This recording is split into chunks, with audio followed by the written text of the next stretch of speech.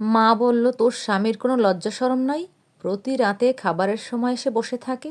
ওর জন্য কি রোজ রোজ ভাত রান্না করি নাকি? আমি বিরক্ত হয়ে মাকে বললাম, সে কি, তোমার কাছে ভাত চাই খাই নাকি? না চাইলেও তো আমরা বুঝি। তাছাড়া ড্রয়িং রুমে বসে থাকলে ডাইনিং রুমে বসে কিভাবে খাওয়া যায় আমরা? তার লজ্জা শরম নাই, কিন্তু আমার তো চক্ষু লজ্জা আছে। আমার সঙ্গে যেভাবে করা কথা বলো সেভাবে ওর সঙ্গে বলতে পারো না মা? আমি তো পছন্দ করে বিয়ে করিনি, তোমাদের পছন্দের ছেলে। আমার হয়েছে বড় জ্বালা। তোর বাবা নিজের রুমে বসে বকবক করে, সে নিজেও কিছু বলতে পারে না, কিন্তু তা না করে সব কিছু আমার উপর। সত্যি করে বলো তো মা, তুমি আর বাবা আমাকে কি আর ওর সঙ্গে সংসার করতে দেবে না? পাগল নাকি তুই? তোর বাবা ডিভোর্সের সকল ব্যবস্থা করতে বলেছে উকিলকে। তাহলে কি আমি ওর সামনে গিয়ে আজকে সরাসরি বলে দেব যে আর কোনো দিন আমাদের বাড়ি এসো না? তার ডিভোর্সের পেপার সে পেয়ে যাবে। বলবো মা? পারবি শাকিলা? সেটাই বলে দে। প্রতিদিন আর সহ্য করতে পারছি না। ঠিক আছে, আমি যাচ্ছি। ড্রয়িং রুমে বসে বসে সকালবেলার পুরনো পত্রিকা খুলে পড়ছে সাজ্জাদ, আমার স্বামী। আমি তার সামনে যেতেই সে দাঁড়িয়ে গেল। বসা থেকে চলে এলে পরে এটাই আমাদের প্রথম দেখা। সে ঠিক প্রতিদিন আসে, কিন্তু আমি কোনোদিনই সামনে আসি না। সেই চেহারা নেই, চোখগুলো কেমন কোঠরে ঢুকে গেছে, সম্পূর্ণ পোশাক যেন অন্য রকম। এভাবে এর আগে কখনো দেখিনি ওকে। আমি বসতে বসতে বললাম, কেমন আছো? ভালো। চা নাস্তা করা হয়েছে? শুধু চা দিয়েছিল।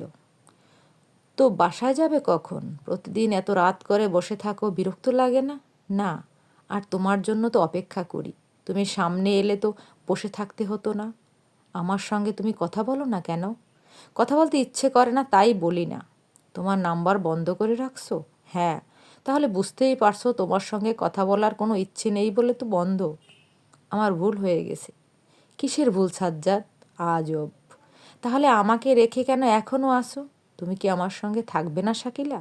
না সাজ্জাদ, তুমি তো জানো সরাসরি কথা বলা আমার বেশ পছন্দের। আজও তোমার সামনে আসার কোনো ইচ্ছে ছিল না, কিন্তু তুমি প্রতিদিন রাতে এসে বসে থাকো, বিশ্রী লাগে। আমার কি করা উচিত? তুমি কি জানো হয়তো মা বাবাই তোমার প্রতি খুব বিরক্ত? হ্যাঁ জানি, কিন্তু তুমি তো আমাকে পছন্দ করো, ভালোবাসো, তাই আসি। যদি বলি আমিও তোমার প্রতি খুব বিরক্ত, তবে কি আর আসবে না? মনে হয় আসবো না, কিন্তু আমি জানি তোমার কোনো দিনই বিরক্ত আসবে না। তোমার জানায় ভুল আছে। আমি তোমাকে এখন খুবই বিরক্ত মনে করি। না হলে অনেক আগেই তোমার সঙ্গে চলে যেতাম। না হলে একা একা বাসায় যেতাম।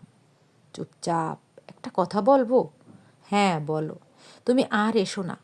বাবার এক বন্ধুর সঙ্গে বাবা আমাদের বিষয়ে কথা বলেছেন। তিনি মনে হয় শীঘ্রই ডিভোর্সের সকল কাগজপত্র নিয়ে আসবে। ও, তোমার ইচ্ছেতে? হ্যাঁ।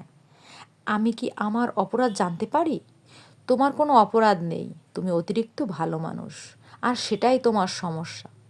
তবে বাবার সমস্যা হচ্ছে তোমার কারণে নাকি বাবার অফিসে একটা সমস্যা হয়েছে। হ্যাঁ কিছুটা।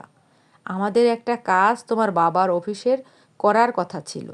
তাদের কাজের মান ভালো না, তাই আমি কাজটা কোনো কোম্পানিকে দিতে পারছি না। তোমার কি উচিত ছিল না বাবার কথা শোনা? কাজের সময় কাজ, বাসায় এলে শ্বশুর জামাই সম্পর্ক, তাই আগে কাজ। এটাই সমস্যা। যাই হোক, আমি তোমার কাজের প্রতি শ্রদ্ধা করি। তাহলে আমার সঙ্গে চলো। সেটা সম্ভব নয়। আগেই বলছি, বাবার যেমন সমস্যা তার অফিসে, আমারও তেমন কিছু সমস্যা আসে বাসাতে, তবে বলতে চাই না।